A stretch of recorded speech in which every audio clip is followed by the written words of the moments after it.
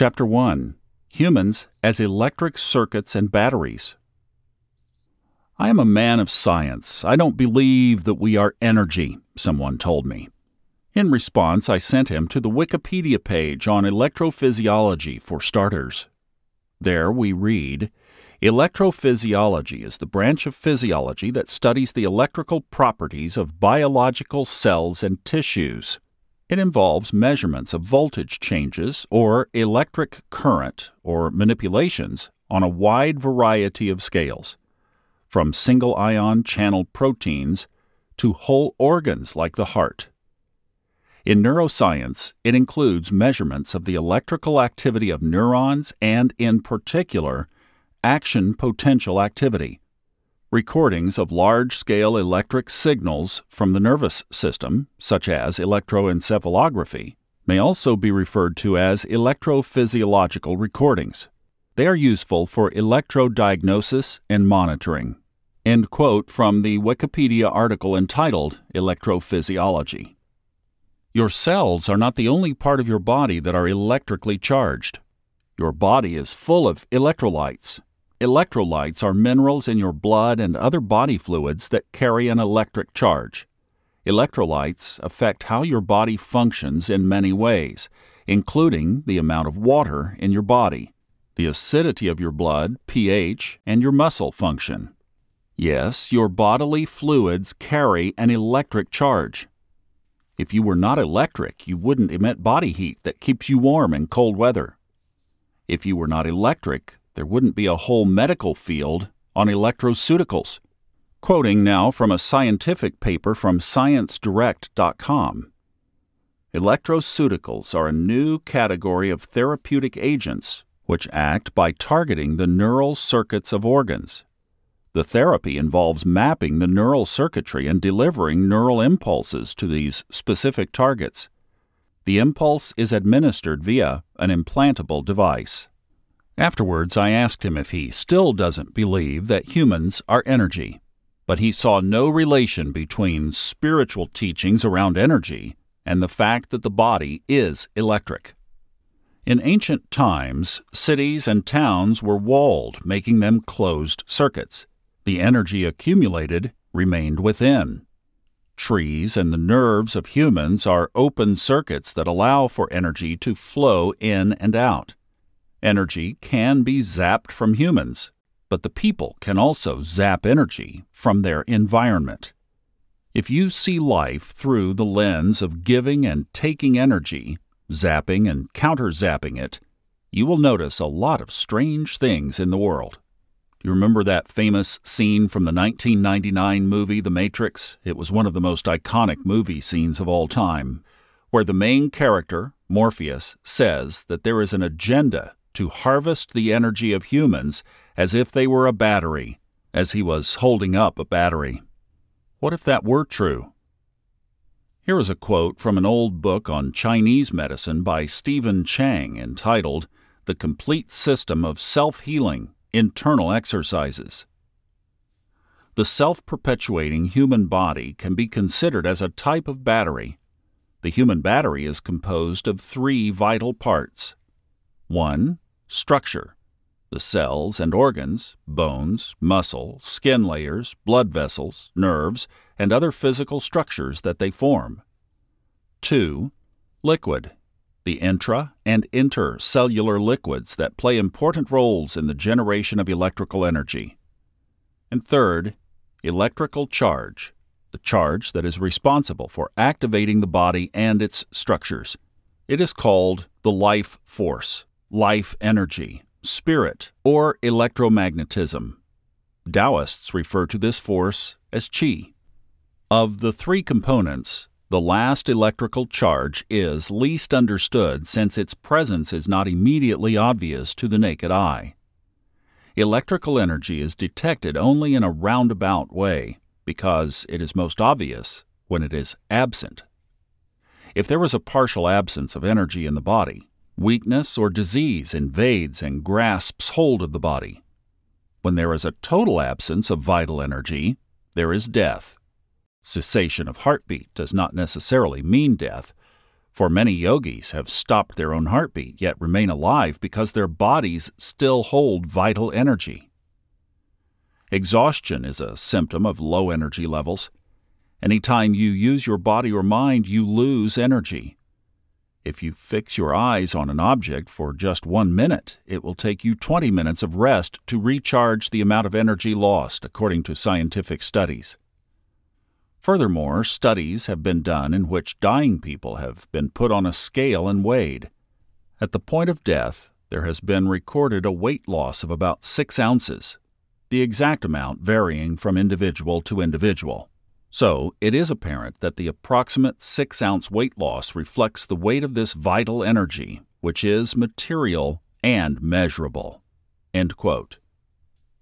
There are amazing linguistic synchronicities around batteries, cells, and electricity. Is it a coincidence that the body is made up of cells, just like a battery? Language provides amazing clues to hidden realities. When you take up a leadership position, you are put in charge. But when you fail to recharge, you are no longer in charge. And being energy depleted, you might become erratic and be charged with battery and locked up in a prison cell. You'll be lucky if they let you keep your cell phone. Oh, and speaking of cells, have you ever wondered why removing the software limitations of a smartphone is called jailbreaking? I didn't know my cell phone was a jail. And what about getting elected into office and then being in charge? Then there's one of my favorites, the word current. It refers to either a stream of water, electrical charge, or the present moment. If you could see energy with your eyes, you would realize that life is a stream or current of flowing energy, and that both etheric energy and electric energy flow in waves, just like water. All things come in waves, and physical reality is just densified waveforms, much like an audio waveform. I believe the same applies to the human body. Life is a flow of energy. It is filtered through our identity and beliefs to form our experience of the current moment. Are these meanings around cells and charging a coincidence? Or do they point to deeper meanings? If our body-mind system is an electric current and battery, can it be harvested by others? And if so, can I prevent that and not only keep but increase my energy? I believe yes, it is so.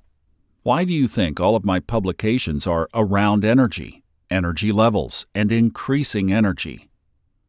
It's because all else, happiness, health, money, well-being, are linked to energy.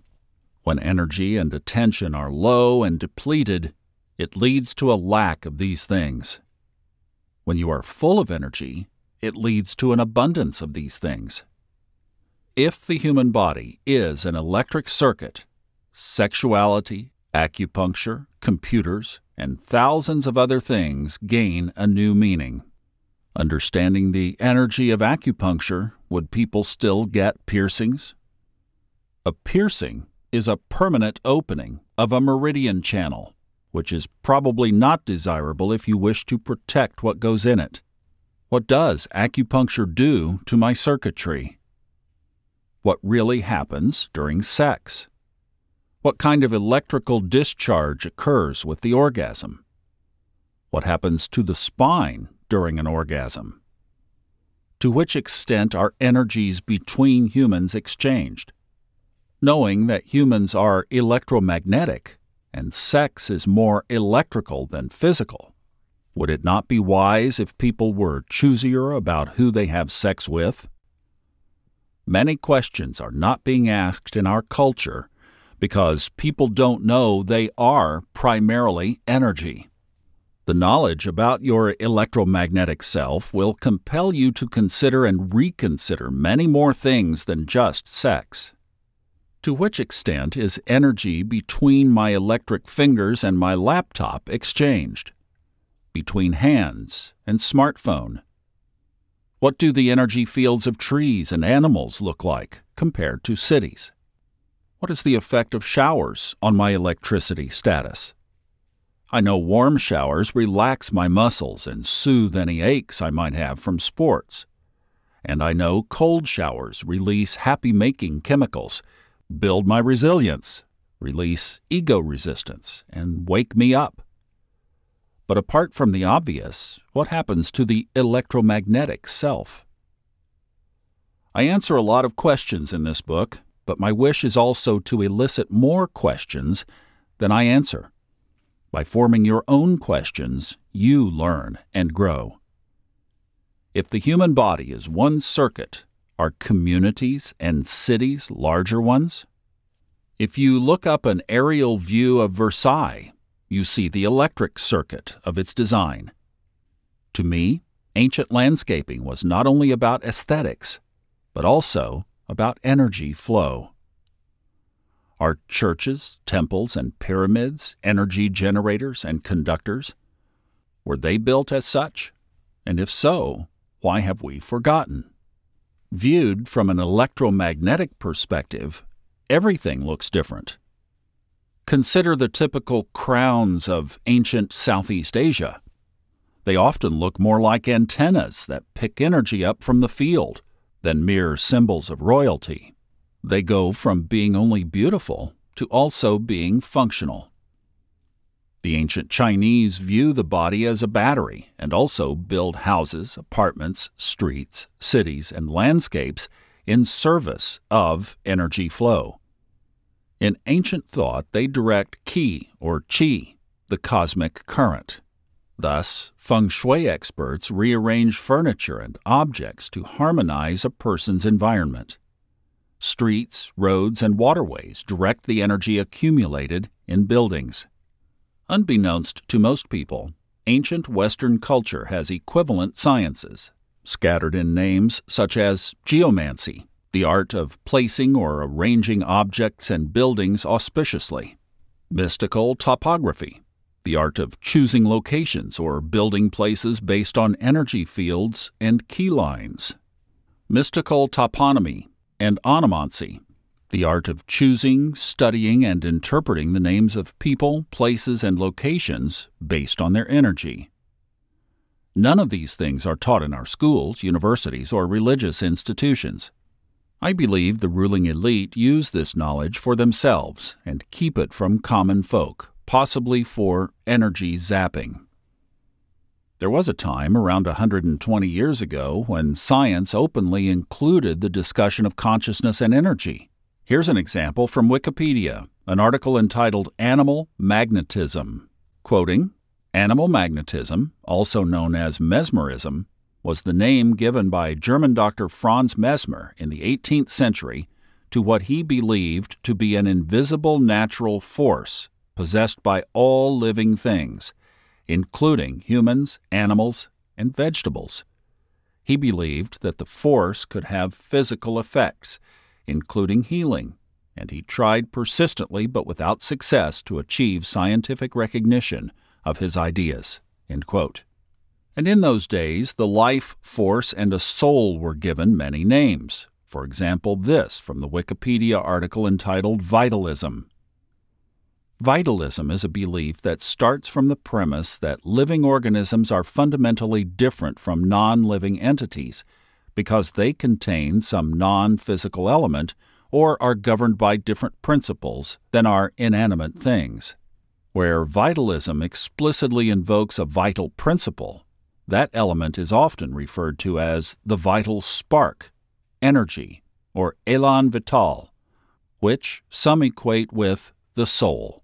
In the 18th and 19th centuries, vitalism was discussed among biologists, between those who felt that the known mechanics of physics would eventually explain the difference between life and non-life, and vitalists who argued that the processes of life could not be reduced to a mechanistic process.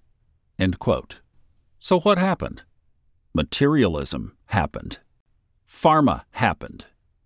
Anything related to consciousness, ancient wisdom, or even Eastern medicine was removed from academic discourse. Well, I can't say removed. It is there, but in a roundabout, obscured way. For example, quantum physics is the discussion of spiritual phenomena using scientific-sounding vocabulary. The discussion on energy was not only removed from science, but also from religion, where it is maligned as evil witchcraft and black magic. People deprive themselves of knowledge, leaving it all to the ruling elite. If the knowledge of energy were in fact used for evil, wouldn't it be useful to learn about it? Of all the subjects one could learn about, the one about human and spiritual energy is the most suppressed. If I say we are energy, mainstream science responds, that's not proven, and it is pseudoscience. Yet those same people refer to the nervous system as circuitry and cells as electric. How can that be reconciled? Why is this knowledge so controversial that the people who use it deny that it exists? Maybe it's because they use it to manipulate society and to extract energy. There are sciences focused solely on controlling living beings with electronic methods, such as biotelemetry. Quoting from the Wikipedia page of that title, biotelemetry is increasingly being used to understand animals and wildlife by remotely measuring physiology, behavior, and energetic status. It can be used to understand the way that animals migrate, and also the environment that they are experiencing by measuring the abiotic variables and how it is affecting their physiological status by measuring biotic variables, such as heart rate and temperature. Telemetry systems can either be attached externally to animals or placed internally, with the types of transmission for the devices dependent on the environment that the animal moves in. For example, to study the movement of swimming animals, signals using radio transmission or ultrasonic transmission are often used, but land-based or flying animals can be tracked with GPS and satellite transmissions." End quote. Now, did you catch that? They are measuring animals' energetic status. Quoting now from the Wikipedia page on wildlife radiotelemetry. Wildlife radiotelemetry is a tool used to track the movement and behavior of animals. This technique uses the transmission of radio signals to locate a transmitter attached to the animal of interest. It is often used to obtain location data on the animal's preferred habitat, home range, and to understand population dynamics. The different types of radiotelemetry techniques include very high-frequency VHF transmitters, global positioning systems GPS tracking, and satellite tracking. Recent advances in technology have improved radiotelemetry techniques by increasing the efficacy of data collection. End quote. If we are, in fact, electricity, what consequence is it having to insert technology into our body, as is increasingly being done by transhumanists? At the time of this writing in 2023, news like this is brand new. 2 chips have been implanted in a Tesla owner. The chips can unlock his Tesla home door, store cryptocurrencies, and act as a way of accessing his medical card. The chips are made by VivoKey and cost around $300 plus a $100 installation fee. Or this. Nokia CEO Pekka Landmark has said that with the advent of newer technology, smartphones may not stay relevant the next 10 years to 2030.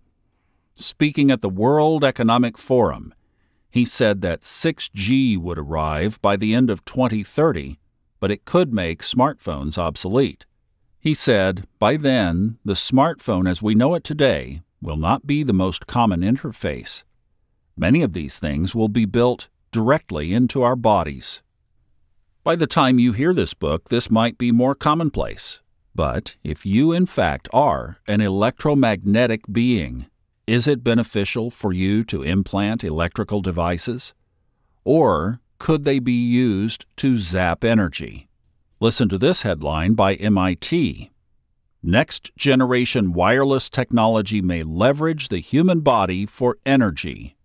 Researchers at the University of Massachusetts Amherst use the body to harvest waste energy to power wearable devices. This headline was the beginning of going public with the idea of harvesting human energy. I believe that our energy is already being harvested, but eventually they'll want to do this openly.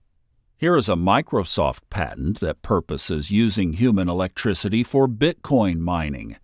It's called cryptocurrency using body activity data. Here is just part of the abstract. Human body activity associated with a task provided to a user may be used in a mining process of a cryptocurrency system. A server may provide a task to a device of a user which is communicatively coupled to the server. A sensor communicatively coupled to or comprised in the device of the user may sense body activity of the user. Body activity data may be generated based on the sensed body activity of the user. The cryptocurrency system communicatively coupled to the device of the user may verify if the body activity data satisfies one or more conditions set by the cryptocurrency system, and then award cryptocurrency to the user whose body activity data is verified. If I were an electric circuit, the best way to harvest my energy would presumably be to stick devices into me. I believe this is also happening on a spiritual level, to some extent, with entities, which are parasites of the astral realm, as discussed in my book and audiobook, Clearing Entities. And what is the spiritual self as compared to the electromagnetic self? The terms are equivalent. My view is that there are several layers of density: a spiritual self, an astral self, an ethereal self, and finally the physical self. When I refer to the electromagnetic self, I mean the spiritual, astral, and etheric densities of self, but only the most dense of these layers can be measured by humans as an electromagnetic field. Now you see why I am no fan of transhumanism. Many people today are already in a state of stupor, behaving like robots. There are billions walking around with no introspection or contemplation, self-observation, or meditation. They are preoccupied with work, food, and entertainment, and little else. Before we talk about inserting gadgets into our skin, maybe we ought to find out a little more about who we are. Some people say that our cell functions can be remotely controlled through radio frequency waves. Another idea says you first have to ingest or inject nanoparticles, and that these miniature devices can then be excited through targeted radio frequencies. Thus, during the 2020 to 2022 COVID crisis, there were conspiracy theories saying that COVID was created by 5G cell phone towers that interacted with nanoparticles injected through vaccines. This is the reason they say that instances of COVID skyrocketed after vaccines and the boosters were mass administered. Some claim that the timing of previous mass flus, such as SARS and swine flu, correlate to upgrades to 4G, 3G, etc. I don't know if any of this is true because there's only so much I have time and leisure to study. I am by nature skeptical of any claims of external control. But there is no doubt that there are people and entities that attempt to weaken human beings to such an extreme degree that some external control becomes possible. Electric, magnetic, and electromagnetic talents are native to humans and other species too, and perhaps to all living things. Here is another fascinating news snippet. Headline: A new and attractive discovery. Scientists have found a coating of glue that covers a spider web. The electrostatic properties of the glue hold the key to a spider's success in catching prey. Regardless of whether the objects flying toward the web are positively or negatively charged, the web subtly reaches out to grab the airborne particles, bugs, or other debris, like a, you guessed it, magnet. Or this headline, Electromagnetic Spidey senses are tingling. All flying insects have sensors in their antennae that allow them to detect electrical disturbances like those caused by a spider's web. However, it is believed that the disturbance caused by the web is short-ranged enough that by the time the insects can detect it, it will be too late to escape. And it goes further, beyond humans, animals, and insects. This is from an article entitled Oregon Physicist Has Become Convinced That Trees Talk to Each Other in W Waves. Physicist Ed Wagner says he has found evidence that trees talk to each other in a language he calls W waves. If you chop into a tree, you can see that adjacent trees put out an electrical pulse, says Wagner. This indicates that they communicate directly. Explaining this phenomenon, Wagner points to a blip on a strip chart recording of the electrical pulse. The cut tree put out a tremendous cry of alarm, he said, and the adjacent trees put out smaller ones. An abstract of his research was published last fall in Northwest Science magazine, put out by the Northwest Scientific Association at Washington State University in Pullman, Washington. People have known there was communication between trees for several years, but they've explained it by the chemicals trees produce, Wagner said. But I think the real communication is much quicker and more dramatic than that. He said these trees know within a few seconds what is happening. This is an automatic response. Wagner has measured the speed of W waves at about 3 feet per second through trees and about 15 feet per second through the air. They travel much too slowly for electrical waves, he said. They seem to be an altogether different entity. That's what makes them so intriguing. They don't seem to be electromagnetic waves at all. Wagner said he stumbled across the W waves early last year while doing research on sap flow in trees. He was intrigued to find different electrical voltage readings at various locations in the sections of tree trunks he was working with, indicating a standing wave formation.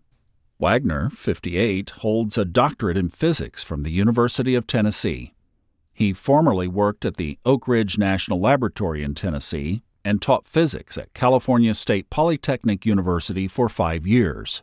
He returned to his family home in Weimar, about 15 miles east of Grants Pass, in the 1970s and established the Wagner Research Laboratory. About 6 years ago, he earned a degree in electrical engineering from the University of Dayton in Ohio. Wagner said his work has been greeted with skepticism, but he remains confident that it will be accepted one day. He says, scientists are supposed to be open-minded to discovery, but if you come up with something that is contrary to scientific religion, it's hard to get through to them. End quote. This is from an article published in 1989 in Deseret.com. The title of the article was Oregon Physicist Has Become Convinced That Trees Talk to Each Other in W Waves. This is from an ad entitled Bioenergy Harvester. Voltri Power's patented Bioenergy Harvester converts living plant metabolic energy to usable energy, providing a unique battery replacement alternative for ultra-low power sensors and eventually a power source in nanotechnology. Voltri believes that integrated circuit advances will eventually lead to the development of electronics, which will require diminishing amounts of power for operation. These naturally occurring phenomena can serve as a power source in environmental sensing networks for climatic and wildlife monitoring in areas with limited accessibility and where battery replacement is not an option. Self-sustaining power sources, such as tree power, will play a critical role in these future applications. That's from VoltriPower.com. The first time I read this, my thought was, is it ethical to harvest living beings for energy? We do so anyway. We harvest the wood for buildings, furniture, and for burning. But the energy field? And if it can be done to trees, doesn't that imply it can also be done to other plants, animals, and humans? If I am an electric circuit, how does all the electricity around me affect me? And does my Wi-Fi affect me? I've experimented a lot with this. I turn off Wi-Fi and mobile data at night for better sleep. I'm sensitive enough to feel when there is a Wi-Fi device on nearby. There is no question whether it is turned on or off. When it's on, I experience it as sort of a tension in the air, for lack of better words. It's not that it is necessarily bad, but it keeps emitting the same frequency all day. So your divinely created, awesome soul, mind, body can pick up on this. I've also experimented with turning off the main electricity switch and noticed a clear difference. Even if I turn off all the lights and appliances, powering off the main switch is still more relieving. Maybe you've had this strange sense of relief before when there was a power outage in your area. I don't mean to induce paranoia about electricity and frequencies. In my home, Wi-Fi is on most of the time during the day. But I do mean to reawaken you in a sensitivity toward all the unseen energies buzzing around you. When you have this sensitivity, then you are connected to who you really are. You are an electric and magnetic being, and can experience yourself as such. Knowing yourself in this way adds a new awareness to life.